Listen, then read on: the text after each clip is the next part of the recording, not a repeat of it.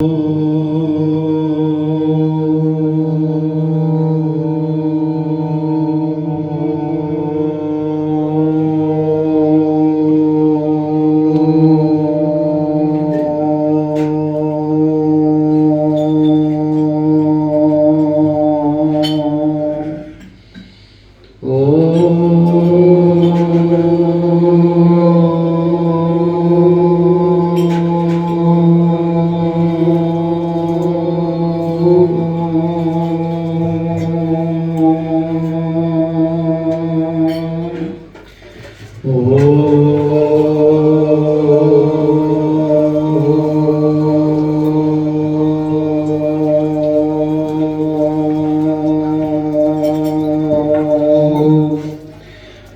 नमो शिवाय। हरि ओम नमो शिवाय। ओम नमो शिवाय। हरि ओम नमो कृष्णाय नमो। ओम कली कृष्णाय नमो। ओम कली कृष्णाय नमो। ओम कली कृष्णाय नमो। ओम नमो भगवते वासुदेवाय। ओम नमो भगवते वासुदेवाय। ओम नमो भगवते वासुदेवाय। ओम नमो भगवते वासुदेवाय। बोल सद्गुरुदेव महाराज की जय। परम पूजनीय महात्मा ज्ञानगिरी महाराज की जय। और शंकर भगवान की जय। और सियापति रामचंद्र महाराज की जय। पवन सुत हनुमान की जय। और राधा कृष्ण भगवान की जय। और गीता माता की जय। और गंगा यमुना सरस्वती माता की जय। सच्चियां जोता वाली माता बड़ी सदा की जय।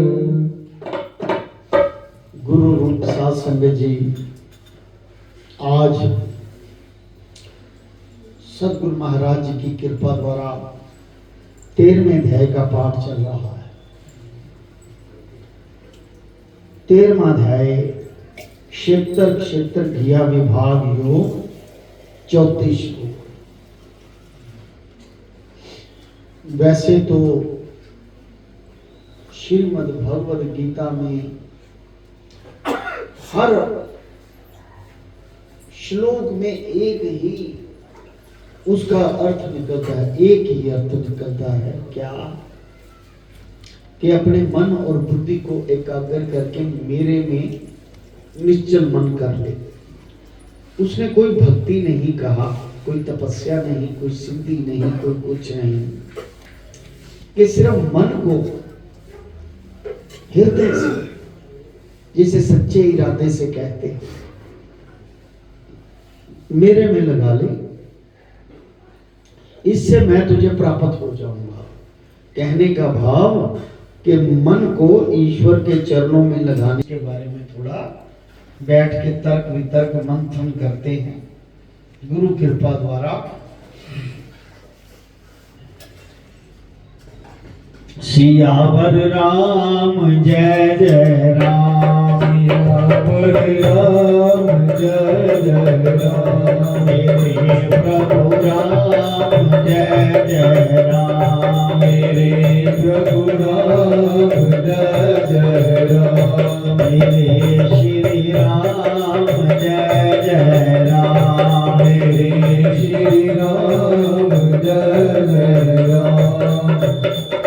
कल्याण सीताराम करो कल्याण सीताराम। अर्जुन आवाज। अर्जुन श्री कृष्ण भगवान जी से प्रश्न करते हैं, हे प्रभु जी, प्रकृति किसको कहते हैं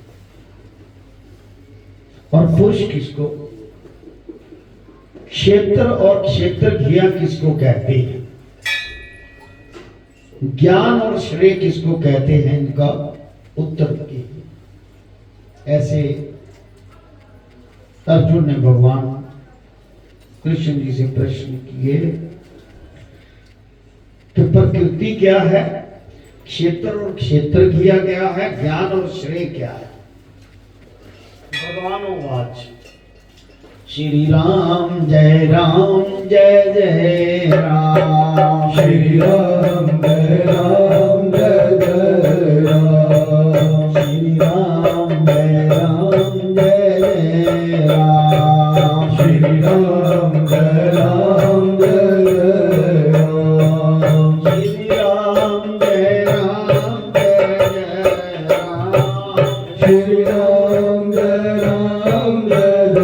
राम, श्री राम जय जय राम, श्री राम जय जय राम, श्री राम जय जय राम, श्री राम जय राम। बोल शंकर भगवान की जय।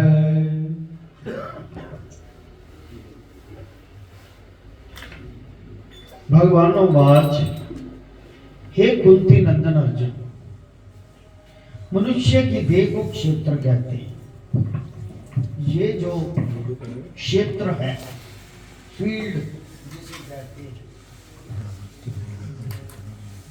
जिसमें रह के आत्मा मन और बुद्धि द्वारा कर्म करती है, उसे क्षेत्र कहते हैं। क्योंकि जब ये जीव 84 लाख योनियों से फिर कर, जीव कहते आत्मा, आत्मा जो है 84 लाख योनियों से फिर के मनुष्य देह में जब आती है, तब चैतन्य परमेश्वर को भी पहचानता है, पाप और पुण्य को भी समझता है। बाकी किसी देह में, यानी कि 84 लाख योनि की कोई ऐसी देह नहीं जिसमें पाप और पुण्य का पता चले। केवल मनुष्य देह में ही अच्छे और बुरे बात का पता चलता है, अच्छी बात क्या है और बुरी बात क्या है।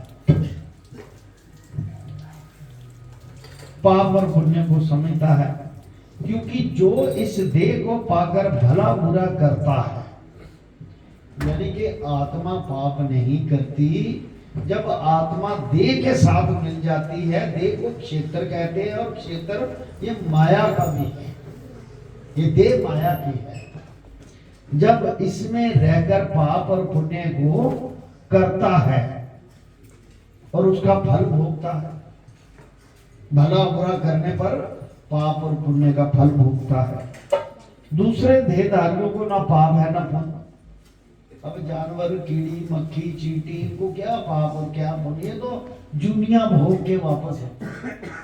जितनी भी जूनिया है उनमें से निकल के किसी कारण, किसी श्रापवश या किसी मन के फुरने वश ऐसी यूनियों में कर्म कर करके पड़े हुए हैं। वो जीव आत्मा है, देह के साथ ही लेकर उसमें हम उसे बताते हैं, क्योंकि माया में लाने वाले हम जीव हैं। उसे कर्मों का लेखा जोखा उससे हमने लेना है। कहते ये तुम्हारा चाचा, ये तुम्हारी बुआ, ये तुम्हारा वो देखता है, उस वो पिछली बात को भूलता जाता है कि मैं क्या था। आगे आगे 6 महीने साल में आपको पहचानने लग जाता है कि ये मेरा चाचा है, ये मेरा दादा है, ये मेरा बुआ है। धीरे धीरे कहते हैं उसको मेरा नाम लो, मेरा मुझे दादा कहो या मुझे चाचा। फिर वो कहने के काबिल हो तो कहने लग जाता है।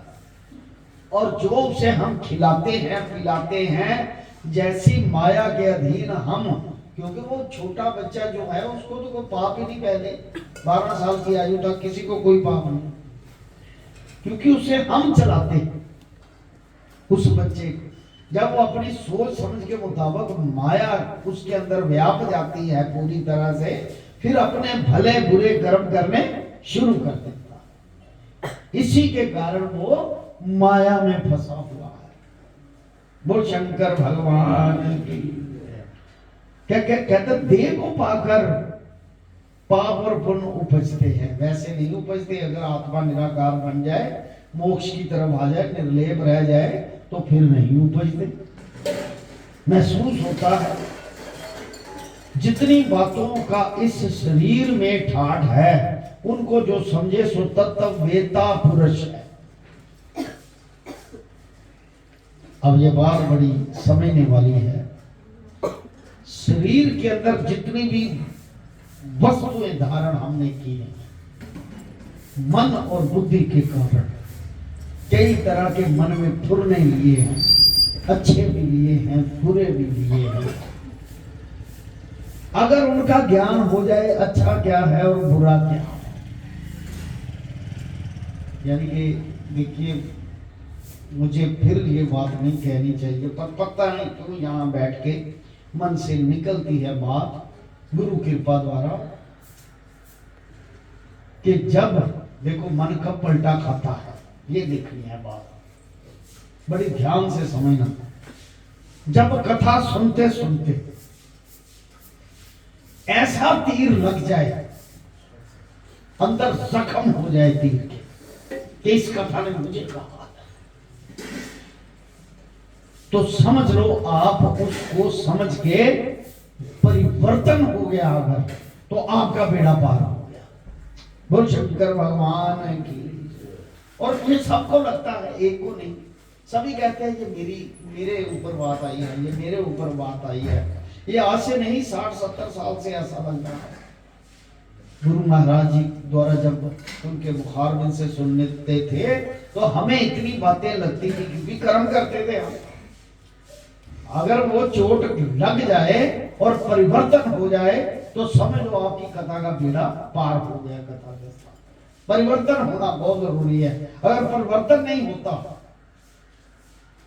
तो फिर वही का वही बैठा हुआ है जिस स्टेज पे था। ये माया का चक्कर है, जिस माया के कारण वो पाप और पुण्य उपज रहे हैं। इस शरीर में जितने भी हैं, उनको समझना जरूरी है। कहते समझो जरूरी, वही तत्ववेता है। जिसको पता चल गया कि हाँ यार, ये मेरे में अवगुण है, इसको मुझे शुद्ध करना है, इसको पता चल गया, उसका तो बेड़ा पार है। उसको कथा का फल मिल गया। समझ कि मुझे लगा था सियावर राम जय जय राम, सियावर राम जय जय राम, प्रभु राम जय जय राम, श्री प्रभु राम जय जय राम, श्री राम जय जय राम, श्री राम जय जय राम, प्रभु कल्याण सीताराम, करो कल्याण सीताराम। क्षेत्र घिया भी उसे कहते हैं जो शरीर रूपी क्षेत्र को जानने वाला हो। अब इस शरीर को जो जान गया, वही पिछली बात आ गई पिछले श्लोक में। इस शरीर को जो जान गया हो कि इसमें पाप पुण्य उपजते हैं, इससे फुरना फुरता है, उसको समझो कि उसका कल्याण हो गया। जिसको पता चल गया ये पाप और पुण्य मुझसे फुर रहे हैं, मुझे पाप वाली चीजों को हटा देना चाहिए और पुण्य वाली चीजों को अपना लेना चाहिए। इसीलिए गुरु के चरण में आते हैं ना, और कहते हैं कि हे अर्जुन, ये क्षेत्र घिया भी मुझे जान, इसको मुझे ही समझ। तुम्हारा ये जिस्म है, क्षेत्र घिया मैं हूं महाआत्मा, और उसमें जो अंश क्षेत्र में पड़ा हुआ है मेरा, उससे कर्म उपजते रहते हैं। वो कर्मों को समझना है कि बुरा क्या है और अच्छा क्या है। जिस ज्ञान से क्षेत्र ज्ञान जाने जाते हैं, तो ये मेरे मत का ज्ञान है। अब क्षेत्र जो देह है, किसका देह है, देह का ठाठ कितनी वस्तुओं से बना है, ये देह कितनी वस्तुओं से बनी है। जो कुछ इस क्षेत्र में वर्तमान है, सो इसको ऋषियों ने बहुत भांति कहा, विदुर ने भी कहा, अलग अलग सुनो। बोल शंकर भगवान की जय। श्री राम जय राम जय जय राम, श्री राम जय राम जय जय राम, श्री राम जय राम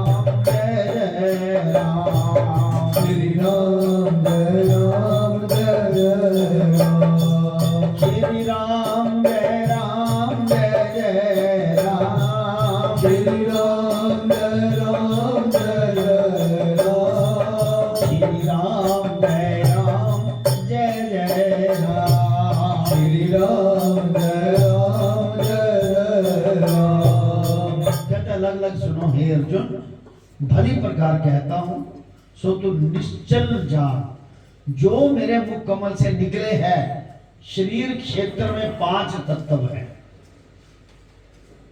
ये जो आपका क्षेत्र है, शरीर जो है, ये 5 तत्वों से बना।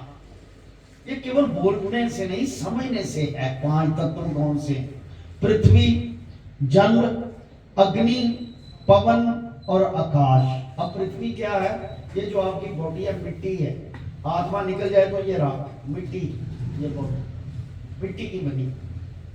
जल, जो आपके अंदर खून बह रहा है, उसकी गति चल रही है, वो जल है आपके अंदर, उससे बना है। और अग्नि, जो जठराग्नि है, जो आपको रोटी पचाती है, वो अग्नि है आपके अंदर। वो तो लोया भी गाल देती है, जठराग्नि। पवन, ये जो आप श्वास ले रहे हो आने जाने का, ये आपकी पवन है। और आकाश, जो मिट्टी बॉडी में आपके पोलापन है, ये पोलापन है ना, इसको ऐसे करो। अब डेड बॉडी हो जाए तो पोलापन खत्म हो जाता है। 5 के 5 तत्व बाहर निकल जाते हैं। श्वास खत्म, पवन खत्म, अग्नि पिचाने वाली खत्म, क्योंकि मुंह में कुछ नहीं जाना। पोलापन आकाश का खत्म, पवन श्वास खत्म, और ब्लड जो चल रही है उसके बाद पानी, जल, यानी कि 5 के 5 तत्व समाप्त हो जाते हैं। बस जब सिर्फ खाली बॉडी, शरीर रह जाता है। ये जो 5 तत्व है, पृथ्वी का अंश इसमें देव मास है। ये जो मास है ना, ये पृथ्वी बॉडी जो है अंदर, ये पृथ्वी का अंश है। जल का अंश रुद्र, रुद्र माना खून। अग्नि का अंश इस देह में जठराग्नि है, जो भोजन आदि वस्तुओं को पचाता है। अच्छा, ये सारा आगे रखा है। पवन का अंश श्वास है। आकाश का अंश पोलापन, जो आपके अंदर। ये 5 तत्व हैं आपके अंदर। अगर कोई आपसे पूछे, इतने साल हो गए कथा सुनते, 5 तत्व बॉडी के अंदर कौन कौन से हैं, तो ये आपको ज्ञान होना चाहिए कौन से 5 तत्व है हमारे अंदर, और ये समापन हो जाए। अच्छा, किसी एक तत्व का इधर उधर हो जाना, वो बीमारियों का घर। ये बॉडी जो है ऐसे ऐसे करने लग जाती है। किसी भी एक तत्व का घाटा पड़ जाना या बढ़ जाना, वो नुकसानदायक है। ये 5 के 5 बैलेंस कर रखे हैं ईश्वर ने, क्योंकि ईश्वर का अंश आपके अंदर है, उसके कारण बैलेंस है। अगर उस अंश को हम समझते ही कुछ नहीं दे कि हम उसके अंश हैं, तो फिर हमें भले बुरे पुण्य पाप का फल लगता है, वो भोगना पड़ता है। चाहे ये 5 की 5 चीजें बाहर भी हैं और अंदर भी, क्योंकि थुरने से सब कुछ है। बात थुरने की, उसने पीछे कहा सभी अध्यायों में, ये पिछले अध्याय भक्ति योग में ही कहा कि मुझे तू मत मान, जोत भी ना जगा, कुछ भी ना कर। अगर तू नहीं कर सकता तो, मैं ये नहीं कहता कि बिल्कुल इसको इग्नोर कर रहा हूं, ना ही तू त्रिकुटी में ध्यान करके ऐसा कर सकता है, तो सिर्फ एक ही बात कर दे, मुझे आके केवल मत्था ही टीक दे, इतना कह दे कि मैं दिल से तुम्हारी शरण में, तो भी तेरा कल्याण है। कहने का भाव के दिल से कहना कि मैं तेरा हूं, तब कल्याण होगा। तब ना अंतरात्मा में कोई लड़ाई है, ना झगड़ा है, ना कुछ है, कोई बात ही नहीं। बस ध्यान से कहना है। ये भक्ति योग में लिखा है, मैं नहीं कह रहा कि आप मन को निश्चित करके केवल मुझे कह दो कि मैं आपकी शरण में हूं। कहता कोई भक्ति करने की जरूरत नहीं, मैं आपकी शरण में हूं, पर कहना दिल से। मुंह से ऐसे तो 36 बार कहते असली तो ही हमारा संतों को भी ऐसे ना मथा के टेके थे, महाराज ਤੁਹਾਡੇ स्वाद साडा है ही कोई नहीं जे दुनिया से। आगे जाके फिर पूरे कर्म शुरू।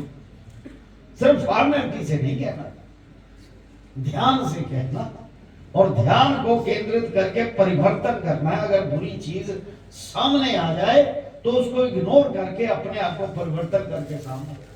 हमारे एक गुरु महाराज जी के परम शिष्य थे संत कामू जी, बस्ती दाम चमंदा सभी जानते हैं, पुराने हमारे साथी गीतराज जी को जानते। वो गुरु महाराज जी की शरण में आए अब ये शिष्य और गुरु की परंपरा है, उसकी बात है कि शिष्य को कैसा होना चाहिए और गुरु को कैसा होना चाहिए। मैं वो एग्जाम्पल देने जा रहा हूँ। एग्जाम्पलें भी जो इसमें से जो श्लोक निकलता है ना, उसकी उदाहरण भी आपको चीर के रख देगी। अगर लग गई दिल को बात तो समझ लो कि उसकी शरण में जा रहे हो, अब पलटा खा जाए। तो उन्होंने कहा जी मैं ਤੁਹਾਡਾ चेला पैना, आपका शिष्य पैना और संत बनना। कहते ठीक है आ जाओ बना देंगे, नो प्रॉब्लम, कोई बात नहीं। भगवे भी धारण कर लिए। तो कहते जी एक वस्तु है, मैंने फला आदमी को मारना है, उसका नाश करना, उसने मुझे बहुत दुखी किया हुआ। कहते कोई नहीं, करते करते करते करते उनको 13 चिले करवा दिए, 13 सिद्धियां करवा दी। उसको ईश्वर साक्षात नजर आते थे, ऐसे चल के जैसे हम बैठे हैं, गुरु महाराज जी बैठे हैं, तो जो उनका इष्ट था गुरु महाराज जी के रूप में ऐसे चल गया था, तो ऐसे करने लग जाते थे गुरु जी भी और कोई। हमने अपनी आंखों से दोनों को देखा है, गुरु जी और उसको ऐसे चिन्ह को देखते हुए। हमें जबकि समझ नहीं थी कुछ भी किसी बात की। तो जब समय बीतता गया तो जैसे ही गुरु उनको सिद्ध करते थे तो साथ में तिलांजलि भी लेते थे कि मेरी आज्ञा के बिना ये नहीं करता। हमारे सतगुरु महाराज ऐसा करते थे। ये मुझे कैसे पता है? सतगुरु महाराज बातें करते तभी पता है, हमें समझाते थे तभी पता है। तो वो लेके कहते मेरी आज्ञा के बिना नहीं करना। अब उसके मन से इतनी सिद्धियां करने के बाद भी एक बात ना निकली कि मैंने उसका बदला लेना, उसे मारना है, ये बात नहीं निकली। वो गुरु महाराज जी को कहते जी मुझे आज्ञा दो, मैं जिस काम के लिए आपके पास था वो मुझे उन्होंने दुखी किया था इतने साल, मैंने उनको इस सिद्धि से समाप्त करना। गुरु जी ने इतना डांटा। देखो गुरु जी अपने शिष्यों को थप्पड़ भी मारते थे, वो बोलते नहीं थे, कहते लानत है तेरे पर, अभी भी तेरे दिमाग से वो बात नहीं निकली। मारने 13 सिद्धियां कर लिया, ईश्वर को प्राप्त कर लिया, तो वो बात नहीं निकली। जब ये बुराई वाला पीड़ा नहीं निकला, तू तो वही का वही खड़ा। कितनी बड़ी बात। कहने का मतलब अगर द्वेष भाव वाला मन में से कीड़ा ही नहीं जाता तो सीधा आके कह देना कि मैं तेरी शरण में हूं, तो ईश्वर को भी तो पता है ना कि ये शरण में है या नहीं। किसको धोखा दे रहे? अपने अंदर जो आत्मा है उसको धोखा दे रहे, परमात्मा को धोखा दे रहे। तो उसे तो सारा पता है, उससे बड़ा धोखा कौन दे सकता है? भगवान। भगवान जब फिर जाता है ना, आंख फेर लेता है। मेरी माता को एक बार कहा था सतगुरु महाराज जी, कहते जी ये ਤੁਹਾਡੀ शरण च आया। माता मेरी ने कहा था ਇਹਦੇ ਤੇ ਕਿਰਪਾ ਕਰਨਾ, ਇਹਨੂੰ ਨਾਲ ਹੀ ਰੱਖ।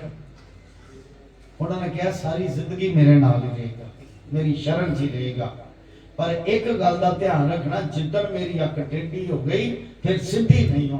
बोल सतगुरुदेव महाराज। कहने का भाव कि गुरु को निराश मत करना। अगर ये निराश हो गया तो इसकी आंख टेढ़ी समझो। टेढ़ी आंख का मतलब है फिर तुम्हारी तरफ मैं नहीं देखूंगा।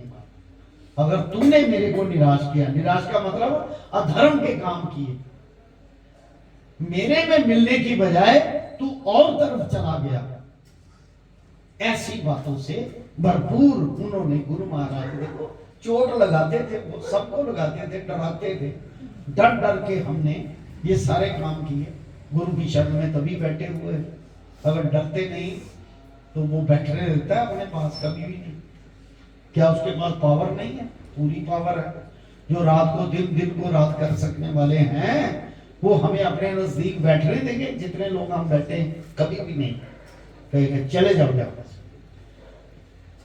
पर उनका भी वादा है कि प्रॉमिस है उनका कि ना हम हमारा भी इधर कोई काम नहीं और आप लोगों का भी कोई काम नहीं, ना हम रहेंगे ना हमको रहने देंगे, बस उस परम धाम में लेके जाएंगे। ये नरक काट लो बस एक बार, जो गर्भ किए का नरक है आपका, आप भगवान की शरण में आओ, राम राम करो, जपो और इसको काटो।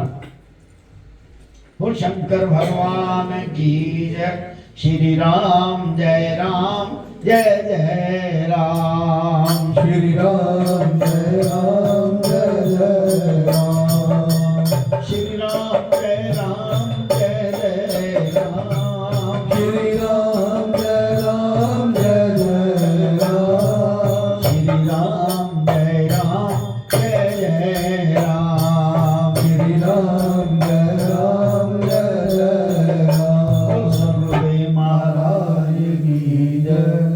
उन्होंने कहा आकाश का अंश मेरा पूर्णापन है, ये पांचों महाभूत देह में है, मन बुद्धि चित्त अहंकार, 10 इंद्रियां,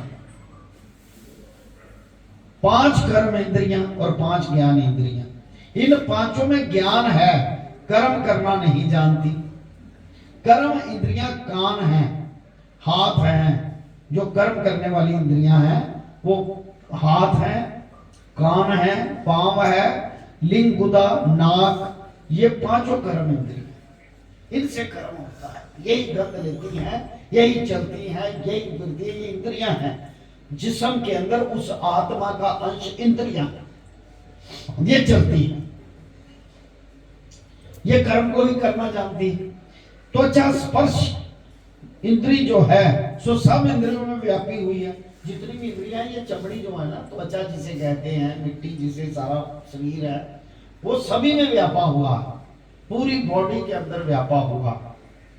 जीवा में 2 गुण हैं, जब स्वाद लेती है तब उसमें ज्ञान गुण है, जब वचन बोलती है तब उसमें कर्म गुण है। जब आप खाते पीते हो ना, स्वाद आता है तो स्वाद गुण है वो। अब जब मुंह से को वचन बोलते हैं अच्छा या बुरा, वो वचन का गुण है। ये 2 गुण है जीव में, बोलना और खाना, उसका स्वाद लेना। लिंग में भी 2 गुण है, जब मैथुन भोग करता है तब ज्ञान लघु शंका मूत्र करता है, तब कर्म गुण है। ये तो 10 इंद्रियां कही जो कर्म करती हैं, कर्म के अधीन है। 5 इंद्रियां के 5 ही आहार है। सो कौन? नेत्रों का आहार, देखना। नेत्र जो इंद्रिय है ये देखती है, इसका काम है देखना। अब देखना क्या है? अच्छा, नासिका का वासना लेना, सुगंध लेना नाक का, जीवा का स्वाद लेना, श्रवण का शब्द सुनना, और स्पर्श का त्वचा इंद्रिय जो छूती है वो त्वचा है। किसका आहार? वस्त्र पहनना, सुगंध लेपन करना, शीत उष्ण समझना, यानी कि जो वस्त्र पहनते हैं उस त्वचा पे, पूरी बॉडी पे, ये उसका कर्म है। पांचों के आहार 5, इन ही सब वस्तुओं से शरीर बनता। जो शरीर रूपी नगर में बसते हैं, सो सुन, अच्छी वस्तु खाने की वांछा, यार बढ़िया जी वस्तु मिल जाए खान वास्ते, बुरी वस्तु खाने की वांछा। कहते मीट शराब बुनिया दा सब कुछ इन तड़का चंगी तरह ला के, मतलब स्वाद लेना। हमारे दिल्ली में एक गवैये थे, वो गाने वाले मुसलमान सारे खाते पीते, कहते जरा सुरच मीट बनाया, सुर का मतलब चंगे मसाले दे के बनाया। वो चिल्ला सी बनाना, वो बनाता गया कहता भाई बार बार कह सुरच बनाई, सुरच 5-7 बार जो गया चेला कहता गुरु जी हूँ मैं विच गुलाम अली पा दे मैं बनाना ते पिया और किदा बना, यानी कि स्वादिष्ट स्वाद लेना, चस्का लगाना, वो बन रहा है। और कई ना बेचते हैं, जो बेचने वाले मुंह से ना ऐसे ऐसे स्वाद भी लेते रहते हैं और डालते भी जाते हैं कि उसको भी स्वाद लगे, अपने मुंह का स्वाद। ये है स्वाद, स्वाद की बात। अच्छी बुरी वस्तु खाने की वांछा, कभी सुख कभी दुख, ये चारों बातें इनमें 3 प्रकार की हैं। ये खान पान से सुख दुख है। सात्विक खाओगे तो दुख नहीं आएगा, क्योंकि सात्विक विचार आएंगे, जैसी मनोवृत्ति बन जाएगी वैसा ही होगा। इन चारों कभी सुख कभी दुख, ये चारों बातें इनमें 3 प्रकार की हैं। इन चारों बातों के विषय में बड़ी दृढ़ता है और चारों की इसमें चैतन्यता है। ये चारों बातें इसमें दृढ़ हैं। हे अर्जुन, इस शरीर क्षेत्र का वृत्तांत मैंने तुमको भली प्रकार कहा, और जिन साधनों से मेरे जानने का ज्ञान उपजे सो साधन सुनो। केड़े साधन जिन्होंने मेरा ज्ञान पैदा होता, ऐसे नहीं पैदा होता, कोई रास्ता तय करना पड़ता है, और ये धीरे धीरे वाली बात है। सुनो, एकदम नहीं रास्ता तय होता। संस्कृत में एक श्लोक है, शनै पंथा शनै कंथा शनै पर्वत मस्तके शनै विद्याम शनै वित्तम पंचैतानि शनै शनै। कहने का भाव, शनै पंथा, पंथ कहते रास्ते को, धीरे धीरे रास्ता तय होता है।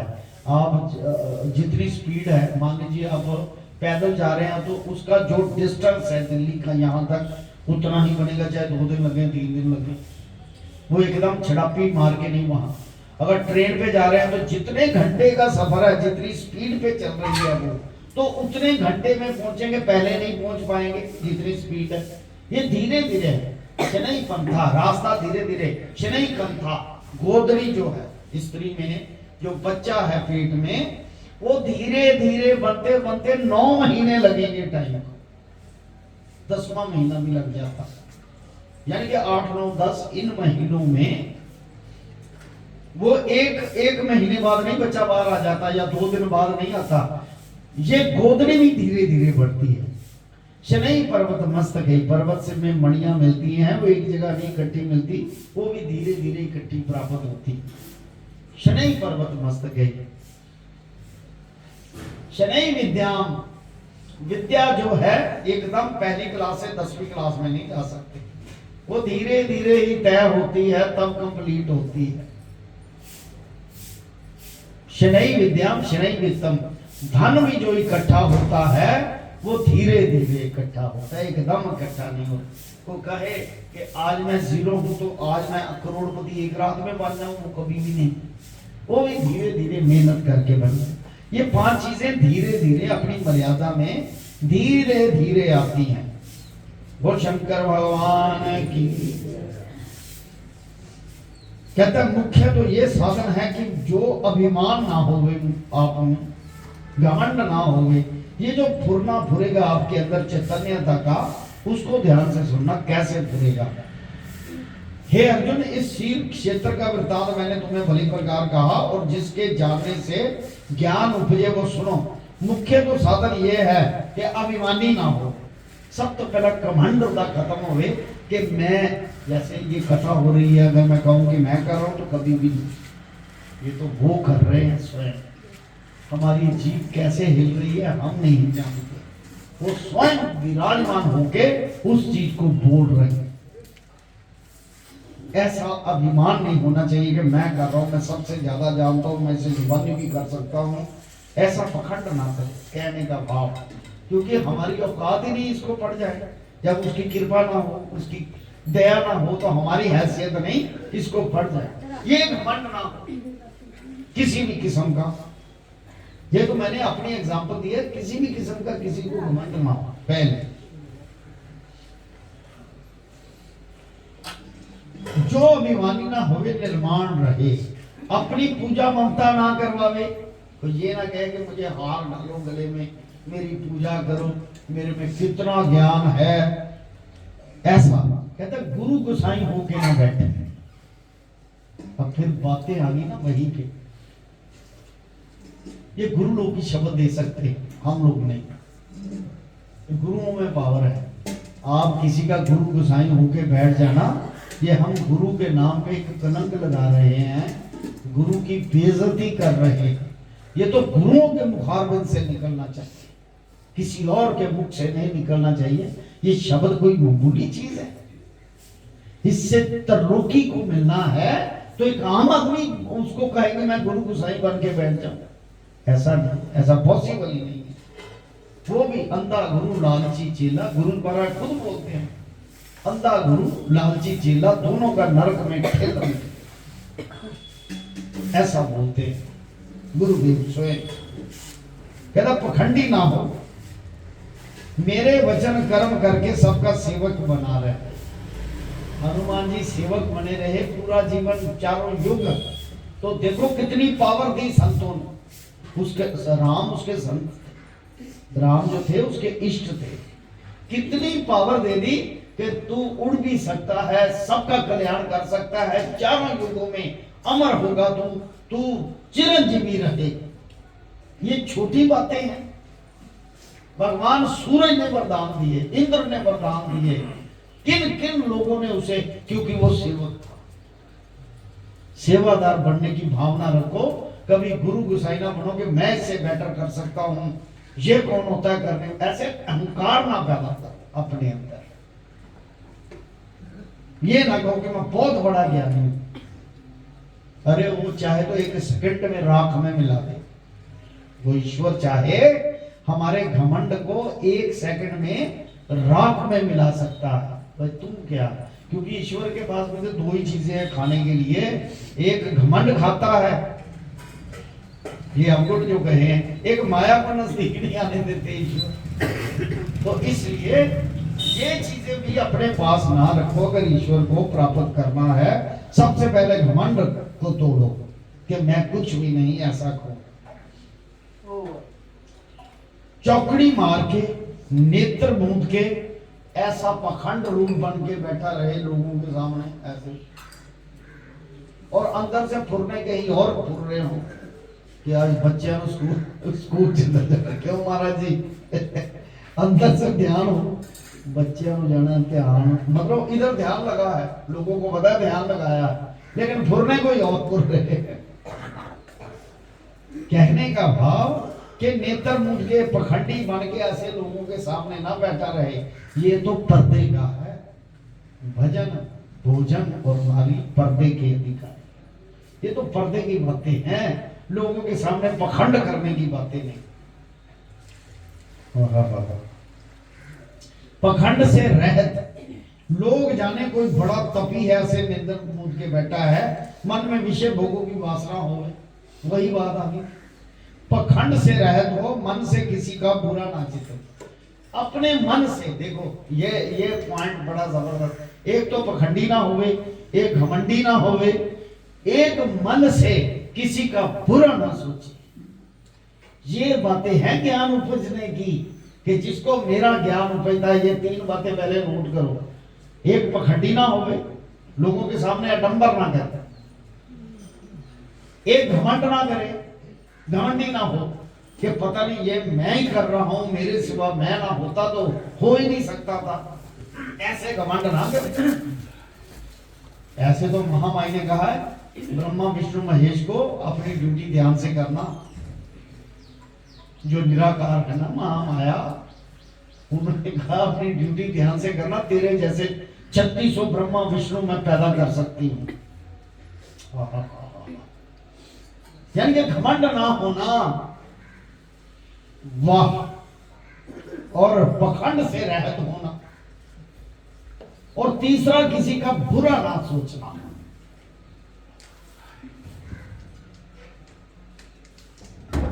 बुरा ना सोचना। बुरा तो सोचते हैं भाई सभी एक दूसरे का, कि ये तरक्की क्यों कर रहा है, ये यहां क्यों है, इसको तो, इसकी जो भी आदत है इसको तो डाउन होना चाहिए। ये मन में फुरने फोड़ लेना, ये है क्या, ये मतलब लोगों की बातें करते रहना, इसको क्या है क्या नहीं। भाई तू अपना देख, तू अपनी संभाल, तुझे और से क्या, तू गठड़ी संभाल, तुझे चोर से क्या। तू अपना आप देख, किसी की तरफ क्यों ध्यान देता है। किसी का बुरा ना चितवे, मन वचन कर्म से किसी को दुखावे नहीं, किसी का दिल ना दुखावे मन वचन और कर्म से। बुल्ले शाह का नरेंद्र चंचल ने एक बोला था, वो काफी है, बेशक मंदिर मस्जिद ढादे जो कोई ढंगा, पर किसी का दिल ना तो इस विच दिल पर रहना। जब किसी का अंतरात्मा दुखी होगी तो वो श्राप आपको लग गया।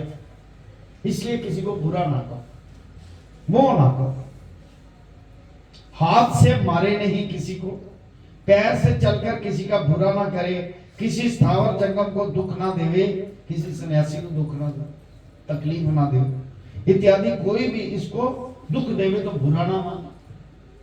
आपको अगर कोई दुख देता है तो उसको बुरा ना मानो, कहो सत्य वचन, बहुत मेहरबानी किसी को तकलीफ देती है। यानी कि ऐसा जब मनोवृत्ति बन गई तो समझ लो आप उसके पास नजदीक आ गए। और क्षमा करना जानता, माफ करना जानता, सब किसी के साथ नरम भाव से रहे, नम्र भाव से, और अच्छे मार्ग के उपदेश करने हरे गुरु उनकी सेवा कर।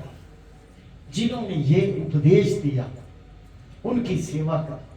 सेवा का मतलब ये नहीं गुरु पहले भी निराकार थे, आज भी निराकार है, तो उसकी सेवा आज क्या है और पहले क्या थी। जब दे लेकर बैठे, दे लेकर के उनको कोई तकलीफ ना हो, कोई चीज वस्तु में चाहिए तो तुम्हारे हृदय में पहले आ जानी चाहिए कि उनको ये वस्तु की जरूरत है। वो है ईश्वर के साथ लगन, बात पता चल जाना कि अब मेरे सतगुरु को पानी चाहिए, मैं पानी लेके दे, यानी कि गुलामी, दास्ता गुरु की गुलामी। अब निराकार रूप में क्या कि जो उन्होंने पौधा लगाया उसको जल देना, यानी कि राम नाम का पौधा लगा और राम नाम जपते रहना, जपाते रहना, इसी से वो खुश होंगे।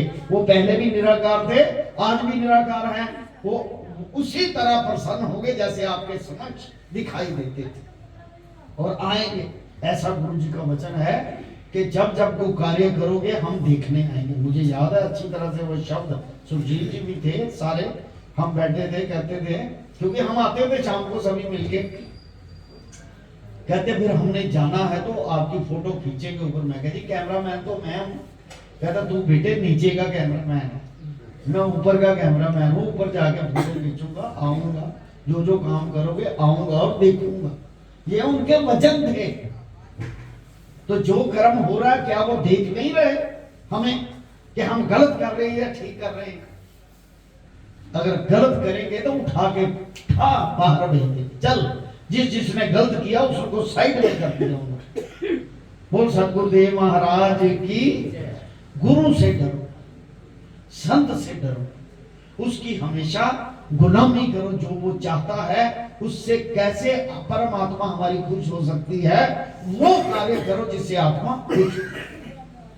श्री राम जय राम, जय जय राम। श्री राम जय राम, जय जय राम। श्री राम जय राम, जय जय राम। श्री राम जय राम, जय जय राम। शंकर भगवान की जय।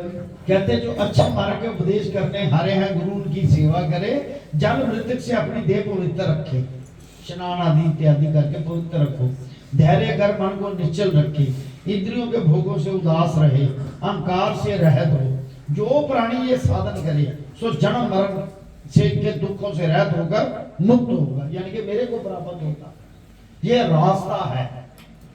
कोई नहीं बैठो, जाना बैठो, फिर क्यों घड़ी देख रहे हो? कोई गल नहीं, ये घड़ियां बार बार नहीं आनिया। चढ़ा चढ़ाना।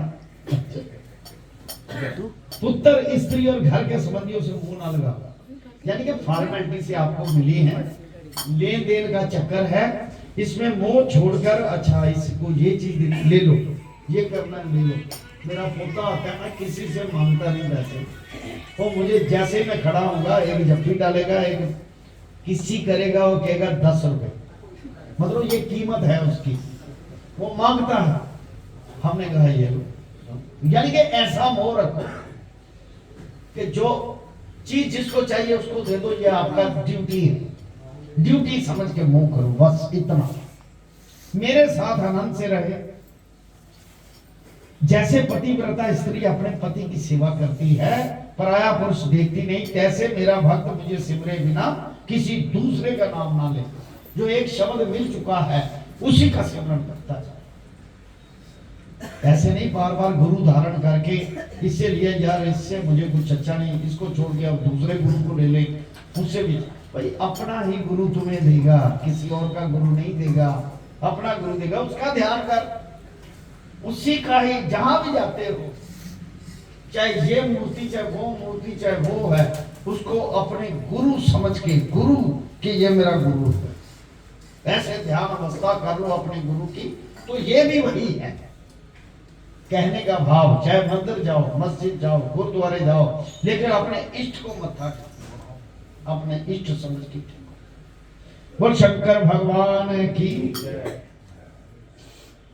तैसे मेरा भक्त मुझे सिमरे बिना किसी दूसरे का नाम लवे, ऐसे मेरे साथ होवे और एकांत बैठे संसारी मनुष्यों का संग ना करे। एकांत बैठे संसारी मनुष्यों का फॉर्मेलिटी, राम राम जी, राम राम जी, राम क्या हाल है, ठीक है, ऐसा बस संसारी मुखों का संग ना करे, जैसा वो कहता है उस फॉर्मेलिटी को पूरा करे। ऐसा मेरे साथ हुए, एकांत बैठे, मैं सब आत्माओं का ठाकुर अधिकारी हूं, जो मुझे वो शंकर भगवान, जो मुझे ईश्वर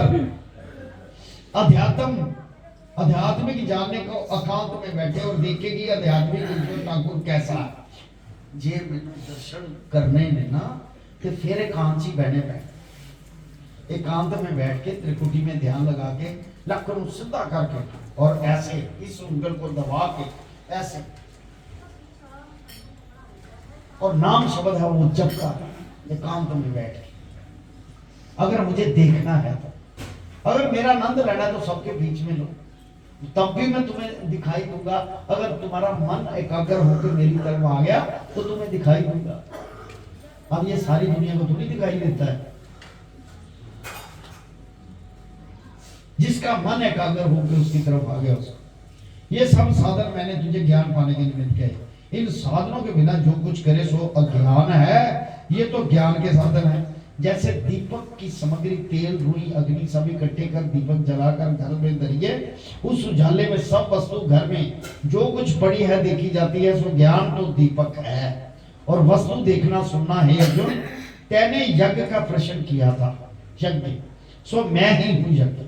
इस कारण से मेरा नाम यज्ञ भी, यज्ञ में पहले तिसका महात्म सुन, तिनके सुनने से जन्म मरण से मुक्त होगा। जैसे अमृत पान करने से देह आरोग्य रहती है, मृत्यु भी नहीं। अब अमृत क्या है, देखो, देह आरोग्य रखने का साधन क्या है, नाम जपते रहना, यह अमृत है। ईश्वर का नाम जपते रहना, ये रोग संबंधी समुद्र से पार कर देगा, आरोग्य बना देगा। केवल नाम, केवल भक्ति, ये है। पहले उसका महात्म सुनो। देह आरोग्य होती है, मृत्यु भी नहीं होती। तैसे ही मेरा यज्ञ रूप अमृत पान करके अजर अमर होगा, मतलब भजन करके अजर होगा। सो सुन, ज्ञेय अनादि है, जिसका आदि नहीं, सबसे परे है, इसी को पारब्रह्म कहते हैं। देव जीव इनसे परे है और सब ठौर में, नेत्र, हाथ, सिर, श्रवण इत्यादि अंगों में व्यापक है। जो जीव है, आत्मा है, सारे शरीर में, हाथों में भी व्यापक है, आंखों में भी, मुंह में भी, कान में भी, सब में व्यापक है। जैसे मेरा नाक, मेरी आंखें, फिर मैं कौन हूं, मेरे हाथ, मैं कौन हूं, मेरे पैर, मैं कौन, जो कह रहा वो जीव है।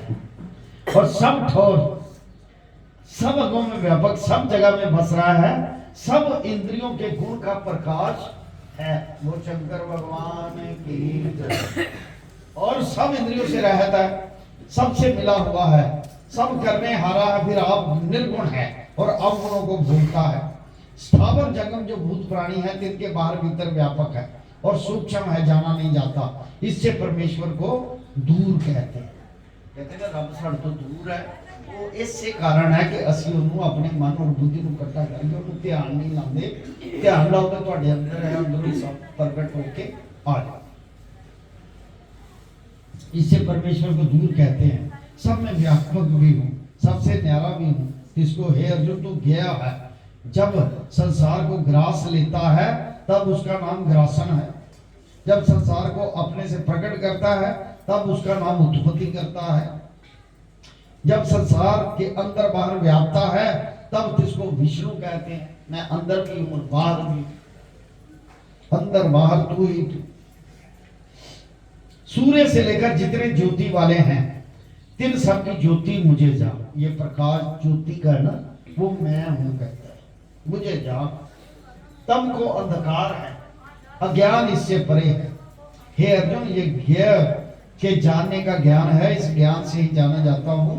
हाथ से पकड़ा नहीं ना जाता, नेत्रों से दिखाई नहीं देता, सबके हृदय में बसता हूं, सबके हृदय। हे अर्जुन, क्षेत्र क्षेत्र ज्ञान और ज्ञान ज्ञेय का वृत्तांत भिन्न भिन्न कहा है। अर्जुन, मेरे भक्त इस प्रकार मुझे समझकर मेरे चरण कमलों में श्रद्धा वृद्धि करते लगाते। अब अर्जुन, प्रकृति पुरुष का वृत्तांत सुन। प्रकृति जो माया और पुरुष जो जीव है, इनको तू अनादि जान। जैसे मेरा आदि अंत नहीं, जब का मैं हूं तब के ये भी हैं। अब इनका वृत्तांत सुन। ये देह इंद्रियां तत्व जो हैं, इन सब के उपजावन हारी माया।